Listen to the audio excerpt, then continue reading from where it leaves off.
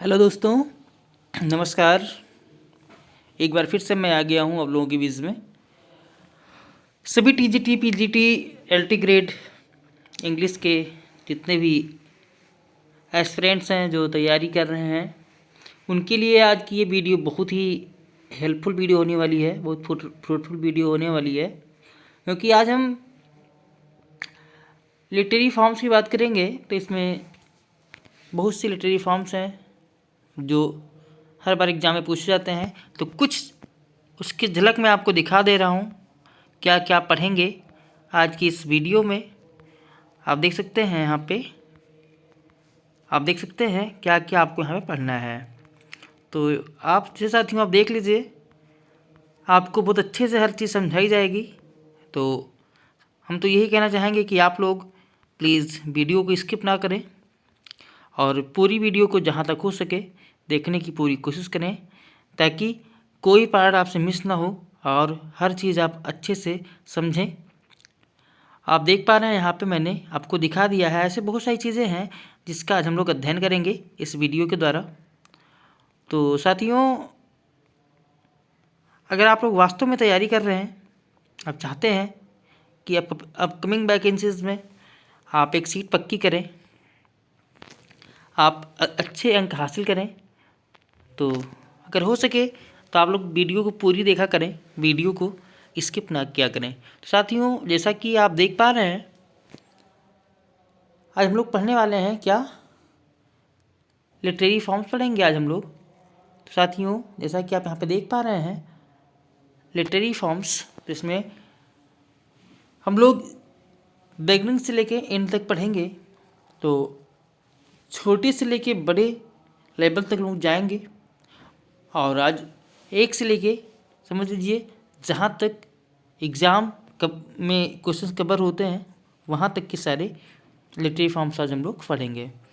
तो सबसे पहला जो फॉर्म्स है दोस्तों, सबसे पहला फॉर्म है आपका फेबल। अब हम लोग पढ़ेंगे फेबल। फेबल क्या होता है? तो फेबल का मतलब होता है, जैसा कि आप यहाँ पर लिखा हुआ है, तो गल्प लिखा है, लेकिन आप ध्यान रखिए गल्प नहीं होता, गलती से लिख गया है यहाँ पे गप। गप का मतलब होता है किस्सा, किस्सा या कोई नीति कथा। लेकिन ऐसी नीति कथा मतलब ऐसी कथाएं होती हैं या ऐसे गप होते हैं, ऐसे किस्से होते हैं साथियों जो शिक्षाप्रद होते हैं, जो हमें कहीं ना कहीं वो हमें शिक्षा देते हैं। तो अब हम देखना कि फेबल क्या होता है। जैसा कि साथियों फेबल पर एक क्वेश्चन इस बार भी टीजीटी में पूछा गया था, तो आज हम वहीं से स्टार्ट कर रहे हैं। तो उसको आप सही कर लेंगे, यहाँ पे जो एक गल्प लिखा हुआ है इसको आप सही करके यहाँ पे आप गप कर दीजिएगा, या नीति कथा कह सकते हो उसको, जिससे आप किस्सा भी कह सकते हैं। तो जैसा कि साथियों आप देख पा रहे हैं, सबसे पहले हम लोग पढ़ने वाले हैं फेबल को, और फेबल के बारे में हम बहुत अच्छे से सीखेंगे। तो फेबल की जो पूरी डेफिनेशन है, जो समझाया गया है, कृपया सभी लोग उसको पढ़ें और एक एक वर्ड को समझने की कोशिश करें। तो बताइए साथियों, A fable is a short fictional tale in prose or verse that is designed to make a point quickly, clearly, and sharply. Animals often act out human roles. तो अब यहाँ पे आप समझिए क्या मतलब समझाया गया कि जो फेबल होता है ये एक शॉर्ट फिक्शनल टेल होता है, एक कथा होती है, लघु कथा होती है। इन प्रोज, वो प्रोज में भी हो सकती है और वर्स और वो काव्य में भी हो सकती है। कहने में चाहते हूँ कि जो फेबल होता है ये एक फिक्शनल टेल होता है, प्रोज में या वर्स में किसी में भी हो सकता है, और इसको डिजाइन किया जाता है मतलब एक make a point quickly, clearly and sharply. मतलब किसी भी पॉइंट को बहुत ही जल्दी समझने के लिए, क्लियरली स्पष्ट रूप समझने के लिए, और शार्पली और बहुत ही गहराई से समझने के लिए, जैसे बहुत तेज़ी से बहुत अच्छे से समझने के लिए कोई चीज़ को डिजाइन, मतलब किसी भी चीज़ को समझने के लिए डिज़ाइन किया जाता है। मतलब कहने का मतलब साथियों की जो कथा होती है, नीति कथा फेबल होता है, इसको डिज़ाइन किया जाता है किसी भी पॉइंट को बहुत क्लियरली समझाने के लिए ये किया जाता है। और इसमें सबसे जो मेन पॉइंट होता है साथियों, आपको ये ध्यान रखना है कि इसमें एनिमल्स जो होते हैं वो क्या करते हैं, वो एक्ट करते हैं कैसे, तो एकदम से ह्यूमन रोल्स में। मतलब साथियों इसमें आप पाएंगे कि जो एनिमल्स होंगे वो ह्यूमन की तरह बोलते हुए नजर आएंगे, आप ऐसा समझ सकते हैं। यानी कि इसमें एनिमल्स पर बेस्ड ये कहानी होती है, लघुकथा होती है, प्रोज या वर्स दोनों में हो सकती है। और इसमें जो एनिमल्स होते हैं वो ह्यूमन की तरह एक्ट करते हैं साथियों। अब साथियों को देखा जाए तो यहाँ पे जो फेबल्स होते हैं, fables are the known fable. यहाँ पे साथियों आप देख पा रहे हैं Aesop's fables are the best known fables. Aesop's fables जो हैं साथियों ये बहुत ही भली भांति माने जाने फेबल्स होते हैं, यानी नीति कथाएं होती हैं। Like the fable of the fox who having tried in vain to get a bunch of grapes. जैसे कि साथियों आपने छोटी कक्षाओं में पढ़ा होगा या बच्चों को पढ़ाया होगा, एक कहानी है एक फॉक्स की, लोमड़ी वाली कहानी, जिस कहानी में वो प्रयास कर रही होती है एक अंगूर के गुच्छे को प्राप्त करने के लिए, लेकिन होता क्या है कि सारा प्रयास जो होता है साथियों वो विफल हो जाता है। तो ये जो कहानी थी फॉक्स वाली, वो कहानी एक फेबल थी साथियों। इससे आपने देखा होगा एक खरगोश और कछुए की कहानी, उसकी जिसमें रेस होती है, वो भी साथियों एक फेबल ही था। ये इसलिए होता था ताकि इससे हम बच्चों को शिक्षा दे सकें। तो आप बच्चों को अब समझ सकते हैं साथियों, सब लोग की जो फेबल होता है इसका मतलब नीति कथा होता है, किस्सा होता है, गप होता है। इसका जो मकसद होता है वो होता है बच्चों को शिक्षा प्रदान करना। और इसमें जो मेन पॉइंट होता है साथियों वो ये होता है कि फेबल में जो एनिमल्स होते हैं वो ह्यूमन की तरह एक्ट करते हैं। साथियों हम देखेंगे उसके बाद शॉर्ट स्टोरी। अब शॉर्ट स्टोरी क्या होता है इसको भी हम लोग साथियों सीखने वाले हैं। तो शॉर्ट स्टोरी बारे में पढ़ते हैं। तो शॉर्ट स्टोरी क्या होता है? तो short story is a piece of prose fiction. Short story होता है साथियों जिसकी हिंदी होती है लघु कथा। और ये होता क्या है साथियों, तो प्रोज फिक्शन का यानी pros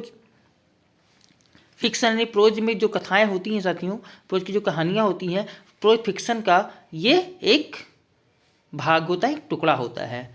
that is only a few pages long, जो केवल कुछ ही पेजों में होता है। कहना साथियों जो कोई कुछ ही पेजेस में लॉन्ग होता है, यानी कुछ ही पेजों की कथाएं ये कहानी होती है। It is complete in itself with a single uniform idea. साथियों होता क्या है, और ये कहानी होती है ये सिंगल आइडिया के साथ, सिंगल विचार के साथ, यानी एक ही विचार के साथ ये खुद पूरी हो जाती है। साथियों जैसे कि यानी बताया गया कि single uniform idea, unity of motive, यानी कि इसका साथियों जो यूनिटी ऑफ मोटिव होता है वो भी सिंगल होता है, और आइडिया जो होता है वो भी साथियों सिंगल होता है। तो साथियों सिंगल यूनिफॉर्म आइडिया के साथ या यूनिटी ऑफ मोटिव के साथ में साथियों ये कहानी स्वयं में पूरा हो जाता है। तो शॉर्ट स्टोरी ये होती है साथियों। अब देखें साथियों तो it is an elaborate and uncomplicated narrative usually plotted loosely and designed to entertain। साथियों देखा जाए तो ये एक अनकॉम्प्लिकेटेड, साथियों ये मतलब बहुत ही मुश्किल वाली नैरेटिव कहानी नहीं होती है, बहुत ही आसान कहानी होती है।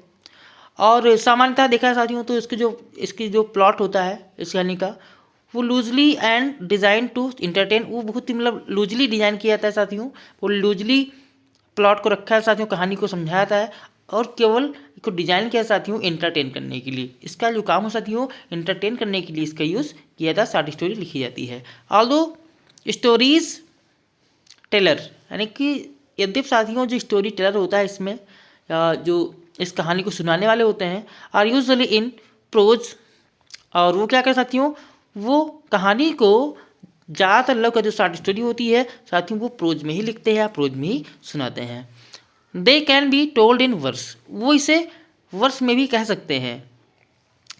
एज एग्जाम्पल अगर हम देखें साथियों तो चौसर ने क्या किया, कांटरबरी टेल्स, जैसे चौसर ने कांटरबरी टेल्स लिखा है तो कांटरबरी टेल्स जो साथियों वर्स में है। कहने में साथियों कि होता क्या है ज़्यादातर जो शॉर्ट स्टोरीज होती हैं वो प्रोज में होती हैं, लेकिन अगर देखा जाए तो इन शॉर्ट स्टोरीज को वर्स में भी लिखा जा सकता है। जैसे कि चौसर साहब ने कांटरबरी टेल्स को लिखा था किसमें साथियों एक वर्स में लिखा था। तो it gives a moral message, और साथियों ये भी ध्यान रखना है कि ये शॉर्ट स्टोरी जो होता है ये इंटरटेन करने के साथ साथ हमें एक मोरल मैसेज भी देता है, हमें एक नैतिक संदेश भी देता है साथियों। इसके बाद हम बढ़ेंगे थोड़ा सा और आगे, तो हम देखते हैं तो नेक्स्ट फॉर्म है, लिटरेरी फॉर्म नेक्स्ट है वो आपका फिक्सन। अब चलिए फिक्सन क्या हो साथियों, जिसको हम कहते हैं कथा साहित्य। भी आपने देखा साथियों कि जो लव कथा यानी कथा थी, या साथियों कह सकते हो जो आपका शॉर्ट स्टोरी था, वो फिक्सन का क्या था साथियों, वो फिक्सन का एक पीस था। अब हम पढ़ेंगे फिक्सन क्या होता है। इसकी हिंदी होती है साथियों कथा साहित्य। तो it is based on imaginary characters and situations is included in fiction. क्या तो ये जो साथियों फिक्सन होता है ये काल्पनिक साथियों, ये काल्पनिक पात्रों और हालातों पर बेस्ड होता है। तो साथियों इसमें जो फिक्सन में जितनी भी कहानियाँ होती हैं वो साथियों होती हैं क्या, वो होती हैं काल्पनिक। आप फिक्सन को साथियों कह सकते हैं काल्पनिक कथाएं या कथा साहित्य। तो साथियों फिक्सन जो होता है ये काल्पनिक पात्रों और हालातों पर बेस्ड होता है और इज इंक्लूडेड इन फिक्सन, और इसी को साथियों फिक्सन में इंक्लूड किया जाता है। फिक्सन का मतलब साथियों होता है कि जिसमें कोई काल्पनिक कहानी बताई जाए, जितने भी कैरेक्टर्स हों वो काल्पनिक हों, जितने भी सिचुएशंस उसमें दिखाए जा रहे हैं वो भी साथियों क्या हों, वो भी आपके काल्पनिक हों, इमेजिनरी हों। It is not based on historical और फैक्चुअल ट्रेट्स। और साथियों ध्यान रखना है कि ट्रुथ्स साथियों ये क्या होता है कि ये it is not based on historical और फैक्चुअल ट्रुथ्स। मतलब साथियों ये ऐतिहासिक या फैक्ट पर या तथ्यों पर आधारित नहीं होता है साथियों। या कह सकते हो साथियों ये ऐतिहासिक या तथ्य पर आधारित या फैक्चुअल ट्रुथ के पर आधारित ये नहीं होता है साथियों। यानी इसमें कहीं भी कोई ऐतिहासिक बात नहीं होती साथियों, और इसमें कोई फैक्ट नहीं होता है, इसमें कोई सच सही तथ्य नहीं होता है। जितनी भी चीज़ें होती साथियों सब इसमें काल्पनिक होती हैं। तो फिक्शन मतलब साथियों समझ लो एक वर्ड में साथियों क्या, इमेजिनरी स्टोरी या कैसे साथियों कह सकते हो काल्पनिक कथा। इसी को कहते हैं काल्पनिक कथा, जिसमें सब कुछ काल्पनिक होता है, सब कल्पना बेस्ड होता है, इसमें कुछ भी हम रियल नहीं रखते। In other words fiction is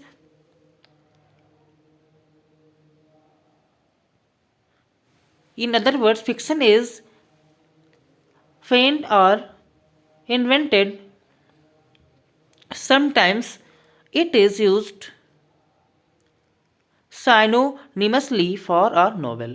साथियों अपना आप ये भी ध्यान रख सकते हैं कि जो फिक्सन होता है साथियों, तो फिक्सन को कभी कभी इस प्रकार से इन्वेंट किया जाता है साथियों, या इस प्रकार से इसकी खोज की जाती है कि इसका यूज़ जो है साथियों हम सिनोनिमसली मतलब साथियों इसको हम अलग अलग प्रकार के नॉवेल्स के लिए भी इसका हम यूज़ कर सकते हैं साथियों। कहने में तो साथियों कि कभी कभी हम नॉवेल में यानी बड़े जो रचनाएं हो साथियों जिसको हम नॉवेल कह सकते हैं, तो फिक्सन का यूज़ नॉवेल में ज़्यादातर किया जाता है साथियों। अगर समझ सकते हैं कि नॉवेल उपन्यास होते हैं, तो कुछ उपन्यास जो होते हैं साथियों वो तो आपके रियल इवेंट्स पर बेस्ड होते हैं, लेकिन ज़्यादा साथियों जो होता है जो फिक्सन हो जो नॉवेल होते हैं फिक्सन पर आधारित होते हैं साथियों, इसमें सभी सारी चीज़ें आपकी जो है वो काल्पनिक होती हैं। तो साथियों यहाँ पे देख सकते हैं एग्जाम्पल के लिए अगर देखा है साथियों, तो यहाँ पर आप देख पा रहे हैं the mayor of Casterbridge है साथियों।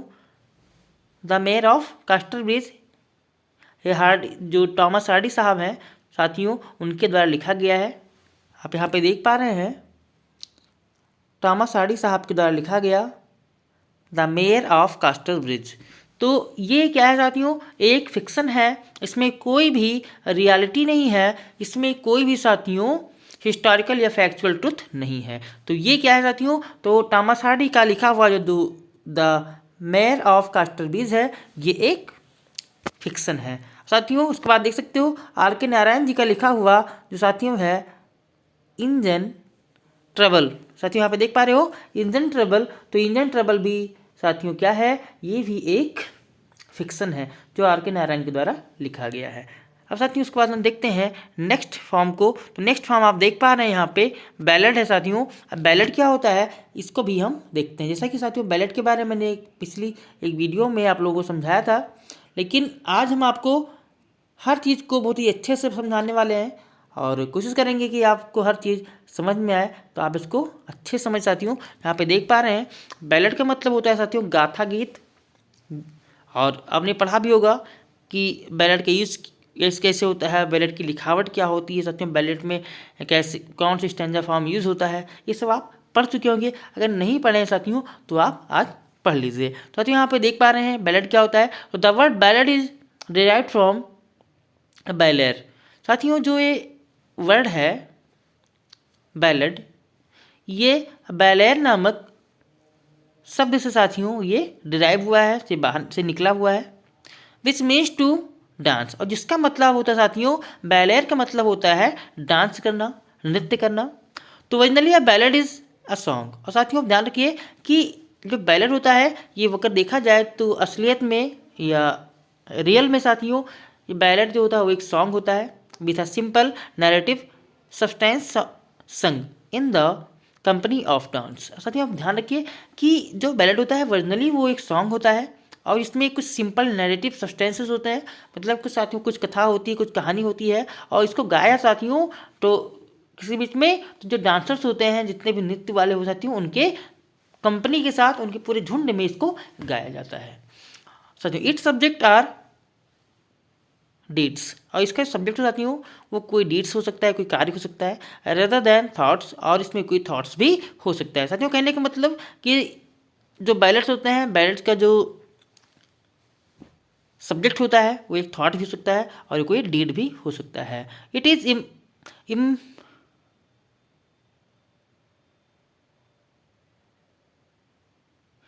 इम्पर्सनल साथियों, it is impersonal in treatment and the identity of the writer remain unknown. अब साथियों यहाँ पे ध्यान रखिए, कहा गया कि इसका सब्जेक्ट होता है वो एक डीड भी हो सकता है, कार्य भी हो सकता है और कोई थॉट भी हो सकता है, और इट इज़ इम्पर्सनल, और ये पर्सनल नहीं हो साथियों, ये होता है इम्पर्सनल इन ट्रीटमेंट, यानी व्यवहार में देखा साथियों तो इम्पर्सनल होता है, ये व्यक्तिगत नहीं होता है साथियों। And the identity of the writer, और साथियों इसमें जो लेखक की जो आइडेंटिटी होती है, लेखक की जो इसमें परिचय होता है वो भी क्या हो साथियों, वो इम्पर्सनल नहीं होता, वो इम्पर्सनल होता है, वो भी पर्सनल नहीं होता, व्यक्तिगत नहीं होता।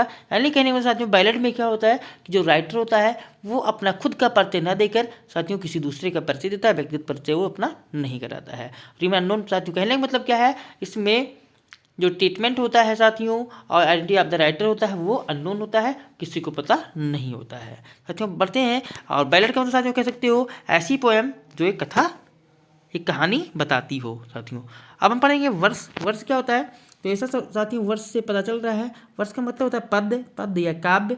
तो कह सकते हैं कि वर्ष का मतलब पद्य या काव्य। अब होता क्या है साथियों वर्ष, तो a verse is a composition in metre.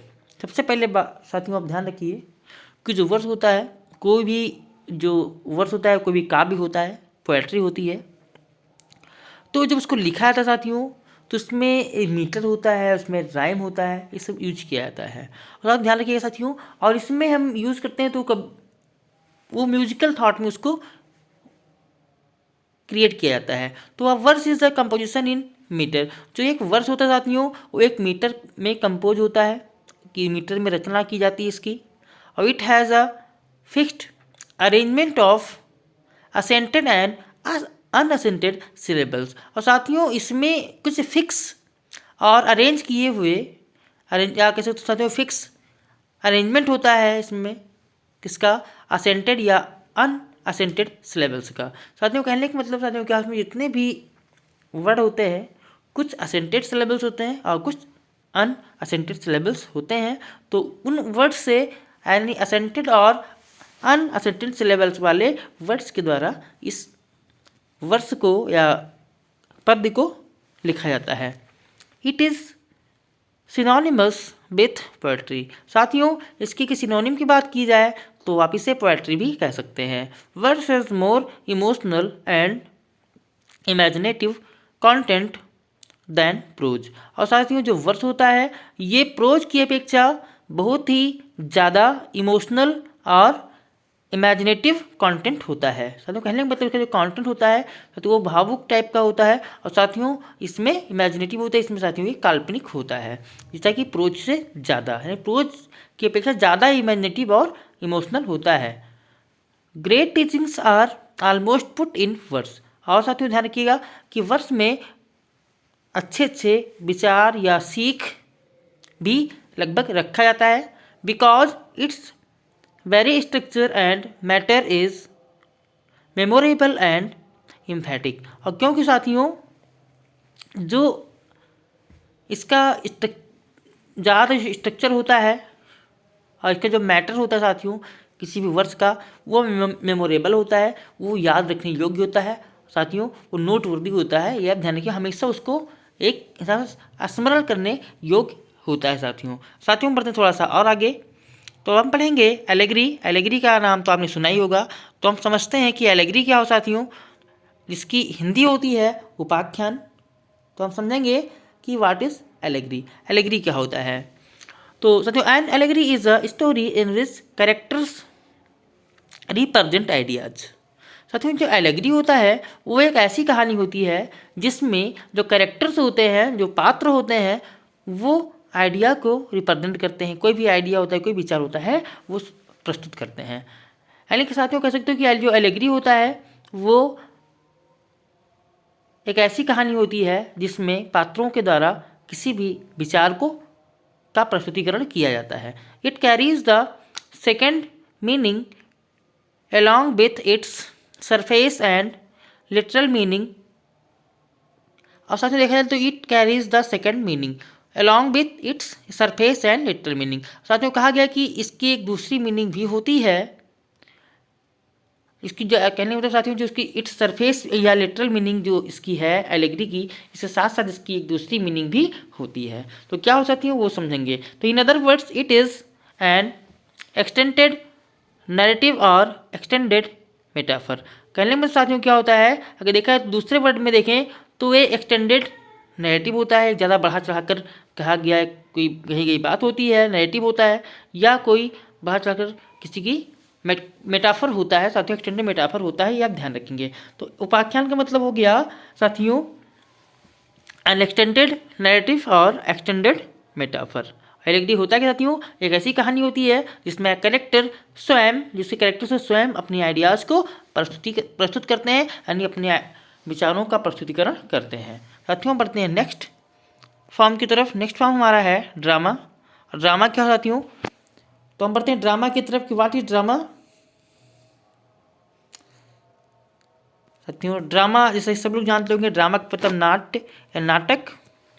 तो it is a form of literature intended to be performed on the stage before the audience. साथियों जो ड्रामा होता है वो एक ऐसा लिटरेचर का फॉर्म होता है जिसको रचने का जो इरादा होता है, जो किसी उसके ऑथर का जो इंटेंशन होता है, उसका जो इरादा होता है वो होता है कि वो ऑडियंस के सामने, दर्शकों के सामने स्टेज पर परफॉर्म किया जाए। क्योंकि साथियों कि ड्रामा एक ऐसा लिटरेरी फॉर्म है, ऐसा लिटरेचर है, फॉर्म लिटरेचर ऑफ फॉर्म है साथियों, या किसी भी साहित्य का एक ऐसा रूप होता है जिसे ऑडियंस के सामने स्टेज पर परफॉर्म करने के लिए लिखा जाता है। इट हैज़ अ प्लॉट, इसमें एक प्लॉट होता है, इसमें कैरेक्टर्स होते हैं और क्या होता है साथियों डायलॉग्स होते हैं, एन एटमॉस्फेयर और एक एटमॉस्फेयर भी होता है, एन आउटलुक और एक आउटलुक होता है ऑन लाइफ। किसके ऊपर साथियों, जीवन के ऊपर। कहने में साथियों कि जो ड्रामा होता है, ड्रामा में अपने खुद का प्लॉट होता है, करेक्टर होता है, डायलॉग होता है और एक एटमॉस्फेयर भी होता है साथ साथ, और आउटलुक होता है किसके साथियों, तो जीवन पर आधारित, यानी कि साथियों जीवन पर का आउटलुक है भी होता है। इसमें जीवन के लिए एक पर्यावरण, एक एटमॉस्फेयर दिखाया जाता है साथियों, वातावरण दिखाया जाता है, कुछ डायलॉग दिखाए जाते हैं, इसमें कैरेक्टर्स भी होती हैं और इसमें प्लॉट भी होता है। इट गिव्स अ मैसेज, और ये हमें साथियों एक मैसेज भी देता है। देयर में बी 5 एक्ट्स, और इसमें साथियों 5 एक्ट हो सकते हैं। एलिजाबेथन ड्रामा, लगभग साथियों जब एलिजाबेथन एज में ड्रामा लिखे जाते थे तो जो ड्रामा होता साथियों उसमें कितने एक्ट होते थे, उसमें लगभग 5 एक्ट हो सकते थे, 3 एक्ट्स और 1 एक्ट। लेकिन साथियों उसके बाद जितने ड्रामा आए कुछ में 3 एक्ट्स और 1 एक्ट भी देखने को मिलते हैं। यानी कहने के मतलब साथियों कि जो ड्रामा होता है उसमें लगभग 5 एक्ट हो सकते हैं, जैसे कि एलिजाबेथन एज में या एलिजाबेथन ड्रामा में पाया जाता है 5 एक्ट्स, लेकिन 5 एक्ट के साथ साथ जो ड्रामा होता है वो 3 एक्ट या 1 एक्ट का भी हो सकता है। Dramatist speaks through his characters. और साथियों इसमें ध्यान रखिए कि एक ड्रामा जो होता है साथियों, ड्रामा में जो ड्रामा होता है, नाटक होता है, उसमें जो नाटककार होता है वो अपने थॉट को साथियों अपने कैरेक्टर्स के थ्रू बोलता है। It is divided into 2 parts, tragedy and comedy. और ध्यान रखिएगा कि जो ड्रामा हो साथियों उसको 2 पार्ट्स में विभक्त किया गया है, एक ट्रेजेडी और कॉमेडी साथियों। और साथियों ध्यान रखिएगा, और साथ साथ अगर हम इसके सब पार्ट की बात करें तो ट्रेजिक कॉमेडी भी होता है साथियों। साथियों बढ़ते हैं थोड़ा सा और आगे, तो हम देखेंगे अब नेक्स्ट। साथियों नेक्स्ट है आपका सॉलिलोक्वी। सॉलिलोक्वी समझना जरूरी है साथियों, हम लोग सॉलिलोक्वी को पढ़ते हैं। What is soliloquy? जैसे साथियों सॉलिलोक्वी आपने पढ़ा होगा, स्वगत कथन। स्वगत कथन का मतलब साथियों हो जाता है स्वयं के द्वारा, मतलब ऐसा कथन साथियों सॉलिलोक्वी मतलब होता है साथियों कि जब कोई और मतलब जो भी साथियों कैरेक्टर होता है किसी ड्रामा में, तो वो जो बोलता है और साथियों ऐसा लगता है कि जैसे कोई दूसरा जो कैरेक्टर है साथियों, एक्टर है वो ड्रामा में या वहाँ पे जो ऑडियंस है वो नहीं सुन पाते, उसको सॉलिलोक्वी कहा जाता है। तो सॉलिलोक्वी इज अ स्पीच। तो साथियों देख सकते हो कि जो सॉलिलोक्वी होता है वो स्पीच होता है in which a character speaks his thought, जिसमें और जिस स्पीच में साथियों जो कैरेक्टर होता है वो अपने थॉट्स को बोलता है विदाउट एड्रेसिंग अ लिसनर, बिना किसी लिसनर को एड्रेस किए हुए।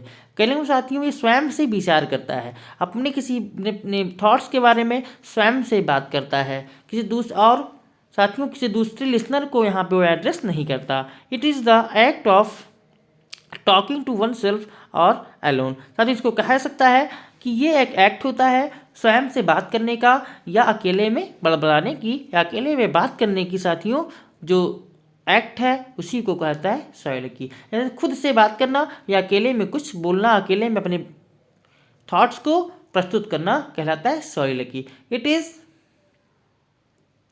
Actors secret thought. और साथियों ये भी ध्यान रखिएगा कि ये जो सॉलिलोक्वी होता है साथियों, सभी सॉलिलोक्वी में जो एक एक्टर होता है अपने सीक्रेट थॉट्स को व्यक्त करता है स्वयं के सामने। A test aloud on the stage to let the audience know what is going through his mind. और साथियों इसको इस प्रकार से इतने जोर से स्टेज पर करेक्टर के द्वारा अपने सीक्रेट थॉट्स को बोला जाता है ताकि जो ऑडियंस है उनको पता चल पाए कि आखिर उसके माइंड में, जो एक्टर है उसके माइंड में क्या चल रहा है। इसी के साथ साथियों एक होता है असाइड्स। तो असाइड भी आप जान लीजिए असाइड क्या होता है। तो asides and soliloquies were very common. जो असाइड होता है साथियों और सॉलिलोक्वीज होते हैं ये बहुत ही कॉमन होते हैं साथियों, एक दूसरे के सिनोनिम भी हो सकते हैं, लेकिन साथियों थोड़ा सा इनमें डिफरेंस होता है, उसको हम जान लेते हैं। क्या डिफरेंस होता है साथियों? तो आप देख सकते हैं कि ये तो कॉमन तो बहुत है, क्योंकि जो असाइड होता है वो भी साथियों एक्टर अपने असाइड में भी साथियों जो एक्टर होता है वो अपने सीक्रेट थॉट को स्टेज पर इस प्रकार से व्यक्त करता है ताकि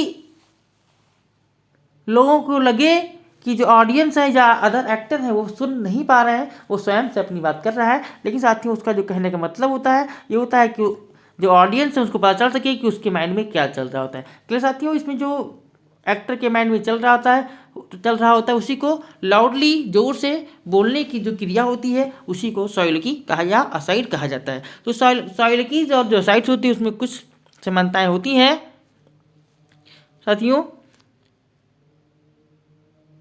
तो बताइए asides and soliloquies were very common in Elizabethan age. यानी साथियों एलिजाबेथन एज में अगर देखा जाए तो जो सॉलिलोक्वीज और असाइड थे साथियों ये बहुत ही कॉमन हुआ करते हैं। And the motives and conflict in the souls of the characters of the play. और साथियों जो मोटिव होता है, द मोटिव और जो कॉन्फ्लिक्ट होता है, जो कैरेक्टर के आत्मा में जो कॉन्फ्लिक्ट या मोटिव चल रहा हो साथियों, उस मोटिव या कॉन्फ्लिक्ट के बारे में साथियों जो करेक्टर होता है वो करेक्टर ऑडियंस के सामने अलाउड में साथियों लाउडली जोर जोर से बोल करके साथियों व्यक्त करता है। It is the shortest form of soliloquy. ये साथ ध्यान रखिएगा, जो साइड होता है ये साइलकी का एक सबसे छोटा पार्ट होता है, फॉर्म होता है, and serves the same purpose. लेकिन साथ देखा जाए तो ये जिस प्रकार साइलकी काम करता है काम उसी प्रकार से करता है। Shakespeare made an effective use of soliloquies in his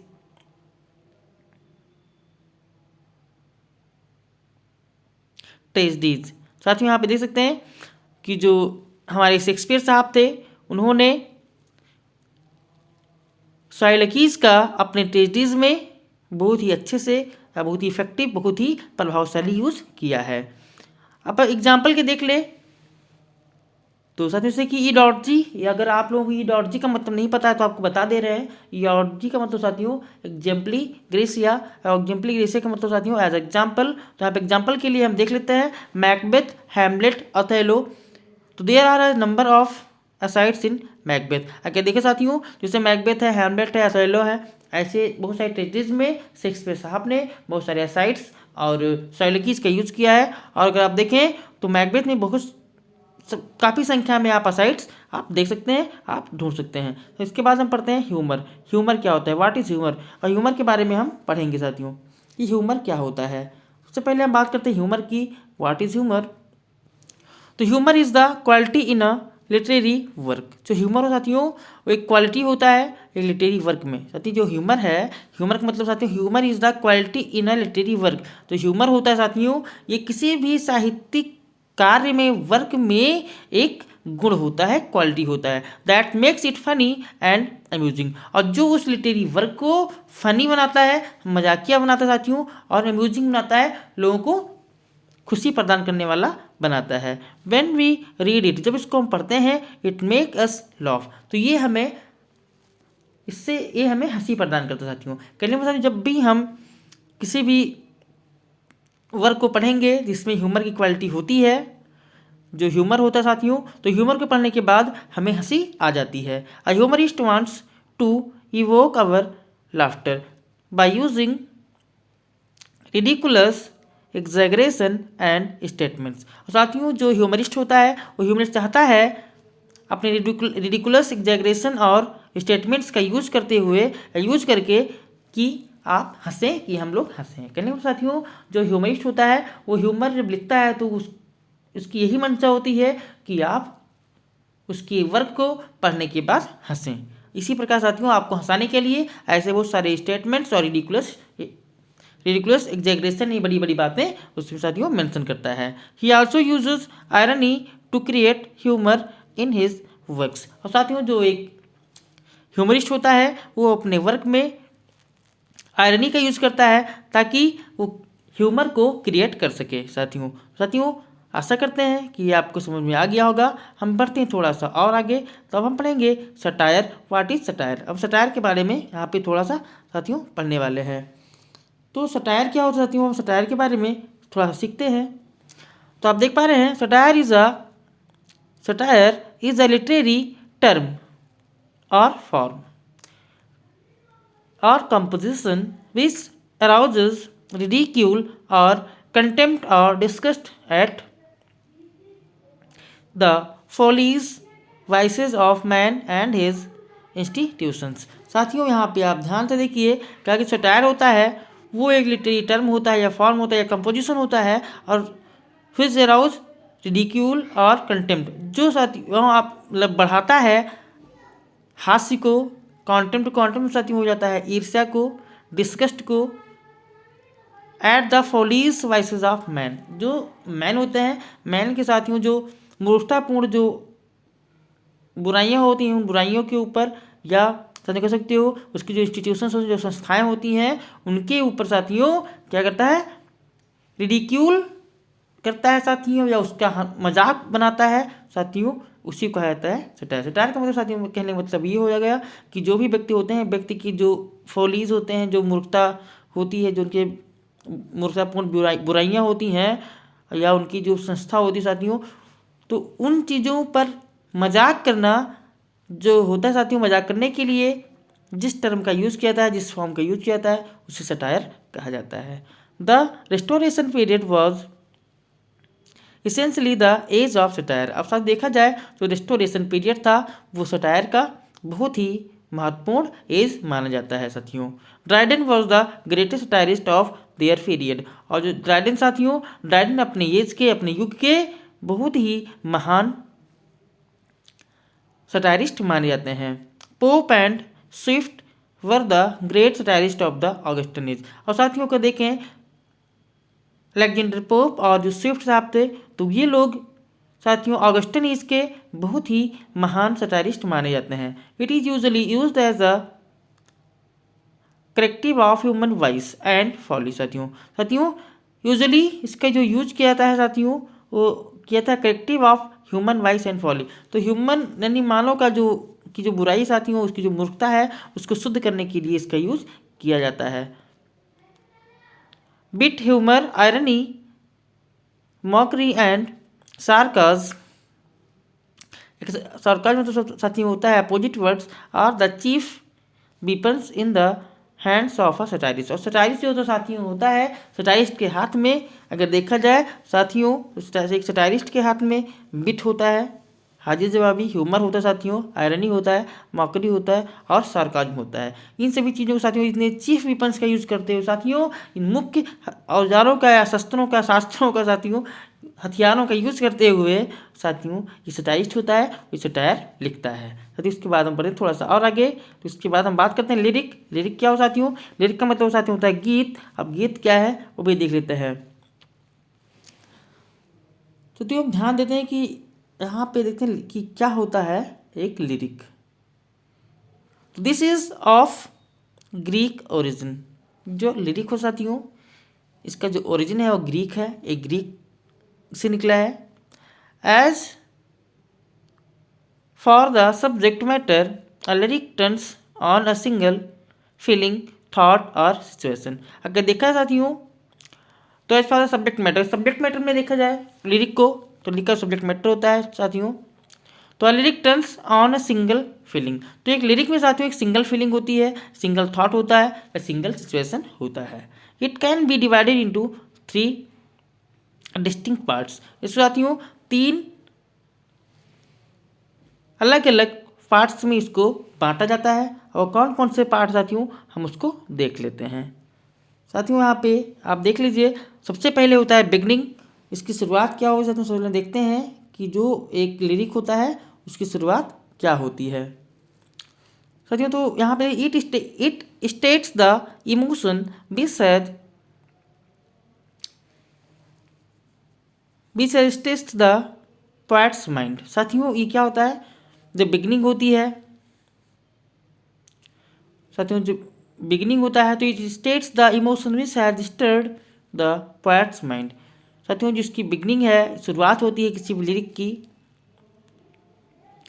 तो ये एक ऐसे इमोशन के बारे में बताता है जो कि पोएट के माइंड को स्टर कर देता है, कर देता है साथियों। और साथियों हम देखते हैं बाद में, फिर देखते हैं साथियों यहाँ पे क्या होता है मिडिल। बिगनिंग समझ के, बिगनिंग में साथियों बताया था इमोशन, यानी कि जो पोएट के माइंड में जो भी साथियों इमोशन, जो भी भावनाएं उठती हैं उन भावनाओं के बारे में बिगनिंग में बताया जाता है। और साथियों मिडिल में क्या होता है, तो मिडिल आप देख सकते साथियों, या जैसा कि यहाँ पे लिखा हुआ है, तो मिडिल में क्या होता है, तो it forms the major bulk, it states the thoughts through which the poet mind passes. साथियों मिडिल में क्या होता है, तो इट फॉर्म द मेजर, ये साथियों एक मेजर फॉर्म होता है। और इसमें साथियों जो एक कवि होता है तो इसके थ्रू कवि अपने के मन में जो भी थॉट्स गुजरते हैं, जो भी थॉट्स आते हैं, उन सभी थॉट्स साथियों वो मिडिल में यानी साथियों बीच में लिरिक के व्यक्त करता है। साथियों इंड में क्या होता है, साथियों इंड में आप देख पा रहे हैं सेकंड से यहाँ पे पता चल रहा है कि इट इज रेशनल या logical, it gives some conclusion. साथियों एंड जो है साथियों ये लॉजिकल हो सकता है, इसमें साथियों कुछ कंक्लूजन भी ये देता है। अगर देखें तो 4 थिंग्स आर इम्पॉर्टेंट। अगर किसी लिरिक के लिए देखा जाए साथियों तो 4 चीज़ें बहुत ही इंपॉर्टेंट होती हैं, जो आप देख लीजिए। पहला है कि it is a subjective poem. साथियों जो लिरिक होता है एक सब्जेक्टिव पोएम होता है, expressing the wiring mood off the poet. और साथियों इसमें क्या होता है कि जो एक पोएट होता है, पोएट के बदलते हुए अलग अलग बदलते हुए मूड को वो व्यक्त करता है। साथियों दूसरी बात कि it is a musical form. ये जो लिरिक हो साथियों तो ये म्यूजिकल फॉर्म में होता है। Word music is important element. और साथियों इसका जो सबसे इम्पॉर्टेंट एलिमेंट होता है वो होता है word music. Lyric draft its origin from lyre. साथियों यहाँ पर क्योंकि जैसा कि आप पढ़े हमने बताया आपको जो लिरिक है साथियों, लिरिक जो ओरिजिन है साथियों, जो लिरिक जहाँ से निकला है वो वर्ड है साथियों लायर। और लायर का मतलब साथियों होता है साथियों या म्यूजिकल इंस्ट्रूमेंट। साथियों तो लिरिक का मतलब ही होता है म्यूजिक, क्योंकि साथियों लायर का मतलब है म्यूजिकल स्टेटमेंट। साथियों it is musical instrument. It is संग बाई अ सिंगल वॉइस। साथियों इसको सिंगल वॉइस में गाया जाता है। थर्ड साथियों it has a well knit structure. साथियों इसमें जो इसका स्ट्रक्चर होता है साथियों बहुत ही मेंटेन्ड स्ट्रक्चर इसका होता है। और it is spontaneous so sincere and effortless. साथियों ये लगातार बहुत ज़्यादा सिंसियर और एफर्टलेस होता चला जाता है। साथियों इसके बाद पढ़ेंगे कि मोनोलॉग क्या होता है, तो मोनोलॉग के बारे में पढ़ेंगे। साथियों अब हमें पढ़ना है व्हाट इज मोनोलॉग।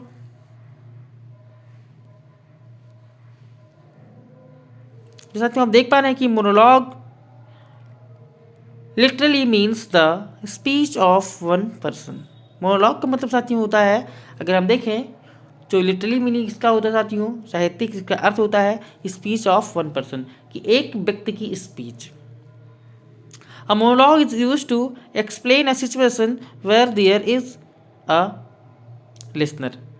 साथियों मोनोलॉग का यूज साथियों किया जाता है एक ऐसे सिचुएशन को एक्सप्लेन करने के लिए जहाँ पर एक लिसनर होता है। ऐसे एक बोलने वाला और एक सुनने वाला। The listener does not interrupt but the presence of the listener is indicated through the response of the speaker.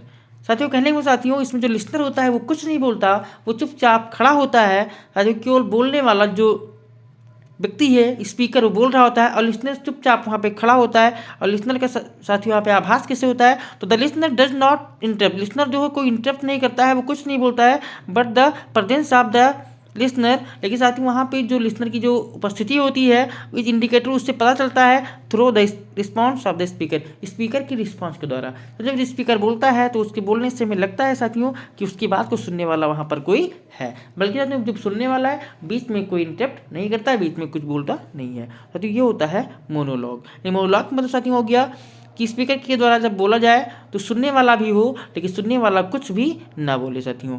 अब साथियों यहाँ पे सॉलिलोक्वी को हमने यहाँ पे देख सकते हो, एक अगर एक वन लाइन में सीखना चाहते हैं तो स्पीकर स्पीक्स टू हिमसेल्फ। सॉलिलोक्वी मतलब साथियों होता है कि बोलने वाला खुद से बात करे, समझ लो साथियों वो होता है सॉलिलोक्वी और असाइड। साथियों पढ़ेंगे ड्रामेटिक मोनोलॉग। अब जैसे पढ़ लिया था हमने मोनोलॉग, अब मोनोलॉग के बाद पढ़ने वाले ड्रामेटिक मोनोलॉग क्या होता है।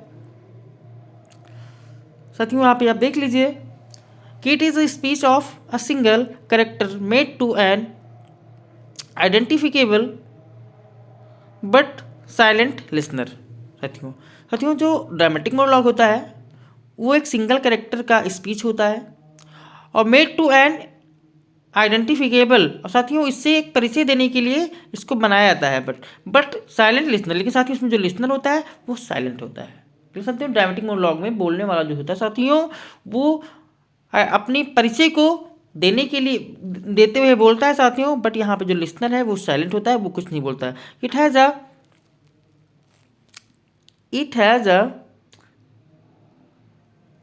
Aspect of a character. Sir यहाँ पे देख सकते हो कि इसमें जो होता है साथियों एक लेसन होता है या एस्पेक्ट ऑफ ए कैरेक्टर साथियों होता है। इस कैरेक्टर का एक एस्पेक्ट होता है who is not be identified, जिसको यहाँ पे आइडेंटिफाई नहीं किया जाता है विद द पोएट, कवि के द्वारा। The person is the speaker, इसमें जो पर्सन साथियों वो पर्सन स्पीकर होता है। There is an assumed listener, यहाँ पे साथियों वो एक अज्यूम्ड लिसनर भी होता है, एक सुनने वाला भी होता है। Who does not intervene at the level of speech, और जो साथियों ऐसा लिसनर होता है जो बोलते समय जो स्पीच चल रही होती है, बोल रहा होता है, उसमें भी बोलते समय तनिक भी इंटरफेयर नहीं करता, वो कुछ भी नहीं बोलता।